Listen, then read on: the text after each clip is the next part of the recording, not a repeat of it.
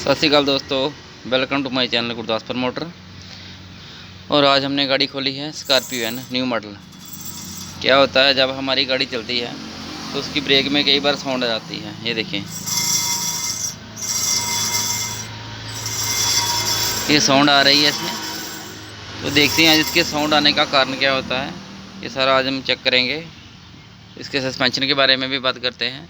ये इसका suspension, front shocker, बाकी आर्म जो एंड बॉल जॉइंट लिंक वगैरह सब कुछ, ABS टाइप ब्रेक है इसकी, सारा कुछ है।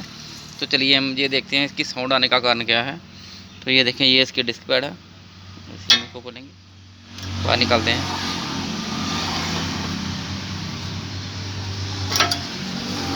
ये इसके डिस्क पैड, पत्ती सिस्टम लॉक इसका जो साथ कनेक्ट होता है, इस साइड का भी है।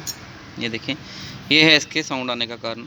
जैसे कई बार क्या होता है, ये सारा ही जो कार्बन होती है इसके अंदर चली जाती है।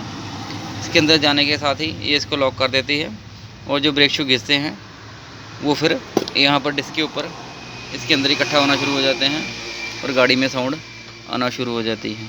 तो हमने क्या करना होता है, बस इसे खोल के क्लीन करके फिट कर देना होता है। जैसे ये देखिए, अंदर से ये यहाँ से कार्बन को हम क्लीन कर सकते हैं। ब्लेड से भी कर सकते हैं, पेचकस से, किसी चीज़ से भी क्लीन करके इसको हम आराम से क्लीन कर सकते हैं।